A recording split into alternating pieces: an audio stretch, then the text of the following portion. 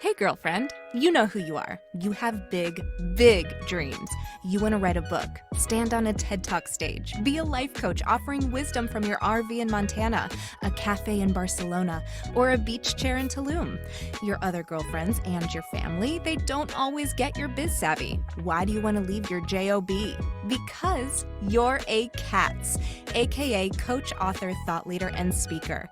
Meet other change makers like yourself and find out how they make it happen. This is the Big Meow podcast. Welcome to the Big Meow podcast, brought to you by C.A.T.S Network. I'm your host, Angela Howard, and I'm here today with Sarah Carter. Thank you so much for being on our show and taking time out of your busy schedule to be with us, C.A.T.S, coaches, authors, thought leaders, and speakers. Thank you, Sarah. Thank you, Angela, for having me. Happy to be here. I don't have cat ears. I almost wore my Cat in the Hat hat. Where is it? But I thought Where that is might it? get a little lost.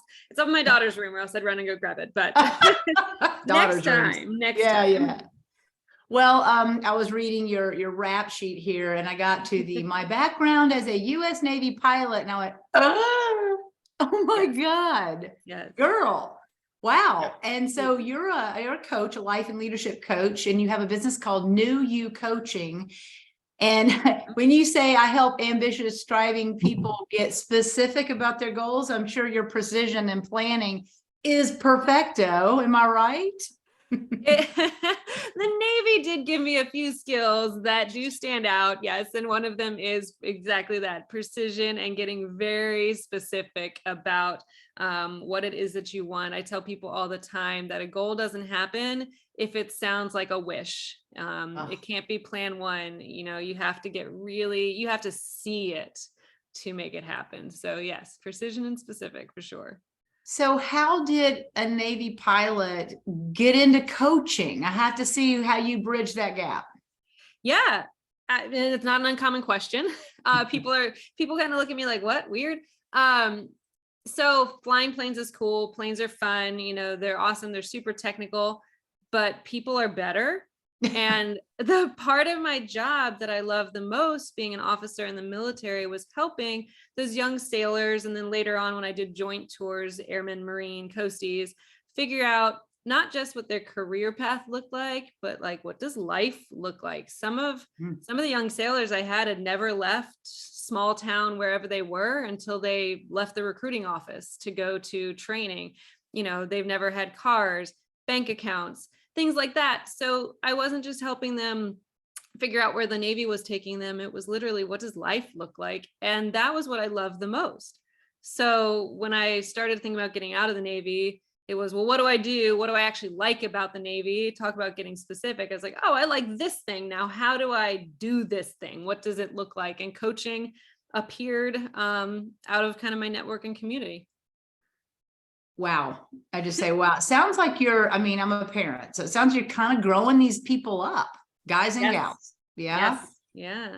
So what is your approach, your coaching approach? How do they get to you? Who's sitting in front of you? And what do you help them with? How do you help them? Initially, my coaching community looked a lot like my own community. It was people who were some way, shape, and form attached to the military, going through some sort of transition or change that the military was affecting in their life. Nowadays, it's anybody going through some sort of change, be it work, life, relationship, whatever it is, we'll work through it. What I think people come to me for is my philosophy is that it's never too late to change your situation. You can do it. Sometimes you just need that extra step of the steps, so that's how they find me, is they've heard through the word that I'll get you there. And I honestly do believe it's never too late. I've had clients who are in their 70s. Love that.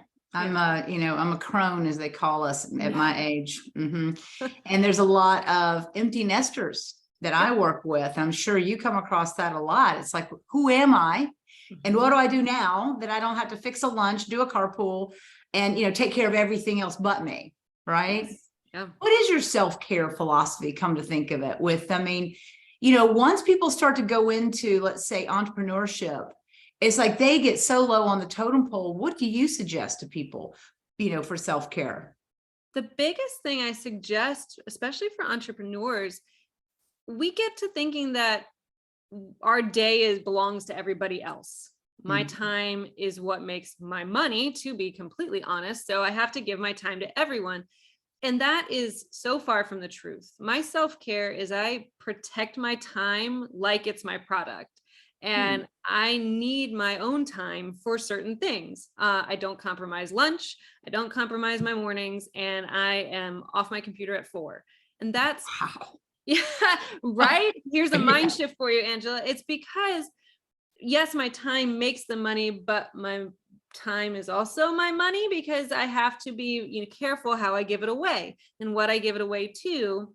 And if I don't give it back to myself, I'm not going to be my best.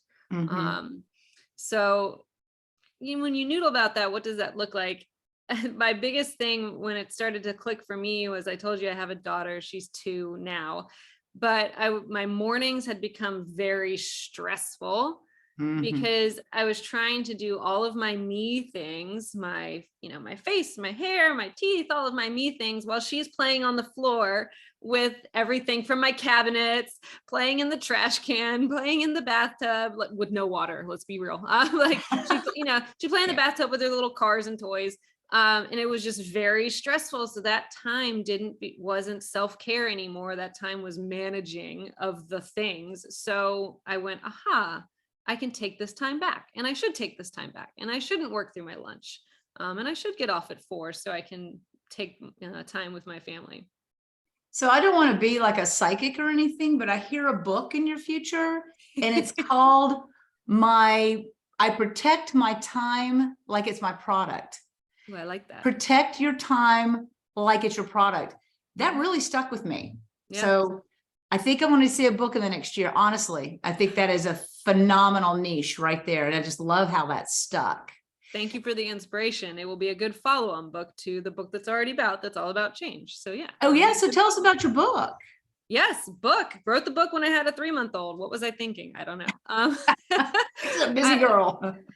Well, back to that self-care. I needed something that was mine. I was giving myself away to this new baby, and the book became my thing that I could do for an hour a day.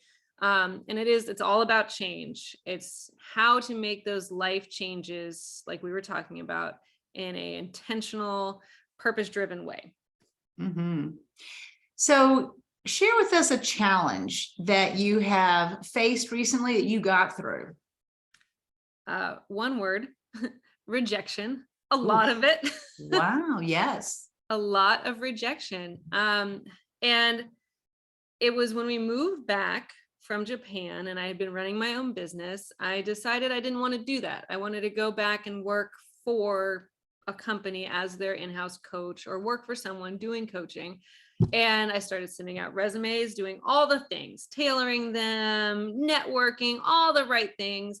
And I still kept getting no after no after no. And I internalized, like so many of us do, right? Oh, there must be something wrong. I must be doing something wrong. What am I thinking? But it was my husband who pointed it out. You're not listening. It's not no, it's a not now. I needed a certification. There was a base level that everyone was looking for, and I thought I could charm my way into getting other positions, and it wasn't working. And so once I was like, oh, you're totally right. I need this certification. I have to spend some time and get the thing to get the job, which has paid off. So, but it was rejection, and it was getting out of that internalizing, it's my fault, I'm the problem mindset, that eventually turned it around to see the important feedback that was coming in. You have touched a very common subject with all of us, especially in the entrepreneur, solopreneur world.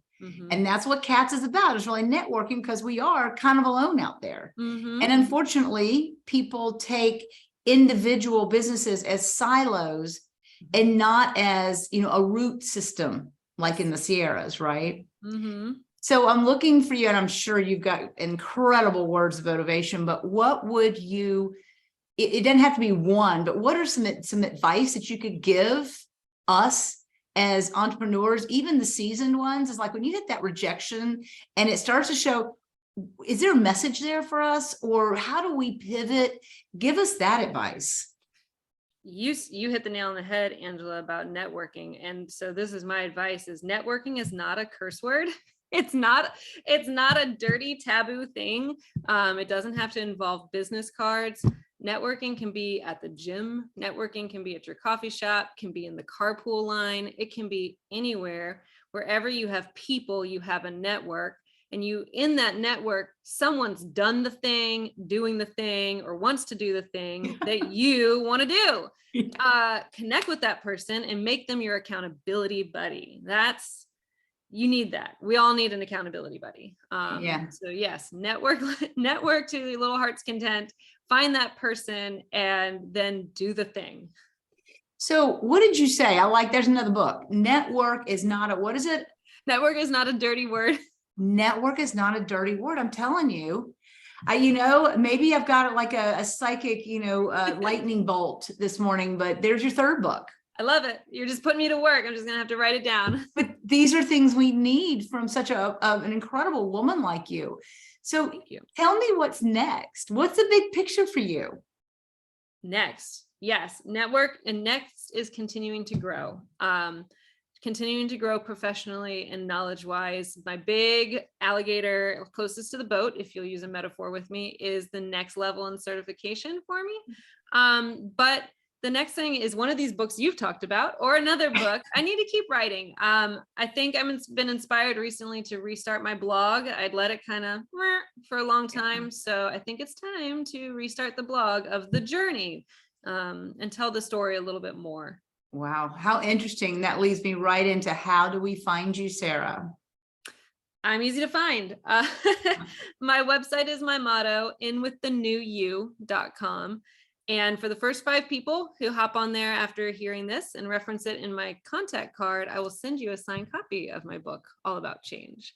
Oh, so what do they have to do again? Tell me, just repeat that. Yeah, hop on my website, inwiththenewYou.com, and fill out one of the contact forms. It's super easy. It's at the top. It says connect or contact, and fill that out. It goes into the ether, gets into my email box, and I will connect with you and send you a signed copy. How fabulous. Well, you are so impressive. Thank you so much for being here. I mean, I think, after Top Gun 2, we're all a little enamored with the pilots, especially being a woman. And I can only imagine what that was like. Another discussion of being a woman in a male dominated world like you were in. Yeah. Yes, we will save that for the next. But until the next time, here's all the great and best wishes for you and helping all those entrepreneurs get precise in their planning. And you're so motivational. And I suggest you write those books. I will take you up on it. I will write it down. All right. Thank you, Angela. Thank you for spending time with us this morning.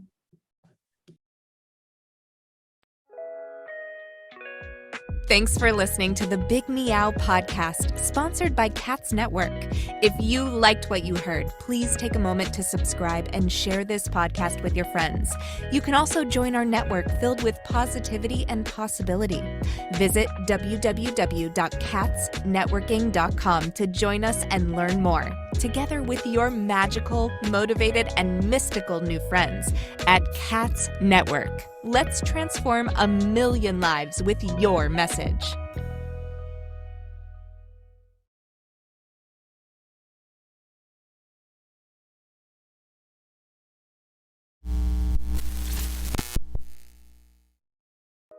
Are you feeling isolated, sitting at home in your PJs? Or perhaps you're tired of the comfy sweatpants with holes in them that are hidden just below the camera? I mean, you could puke at the thought of another day of Zoom meetings and reporting to your BOSS. Do you want freedom from your home office desk or the office cubicle? Do you want freedom from your current career? Or are you frustrated that your online biz dreams are going nowhere? It's all too overwhelming. Where do you start? All the tech, the choices, and your message. Yep, I said your message, your brand, your voice. What is it? Do you even know what that means? Do you need a biz coach, but don't want to invest the big bucks? Let's face it, being a solopreneur is lonely. But you don't have to do it alone. And here's a solution. Join C.A.T.S Network. C.A.T.S Network is a woman-only membership community exclusively available to you, the life coach or executive coach, the author, the thought leader, or the public speaker. If you identify with this list or want to work on adding some of these to your skill set, C.A.T.S is the place for you. Check us out at www.catsnetworking.com. That's C.A.T.S networking.com. Because let's face it, cats are better together.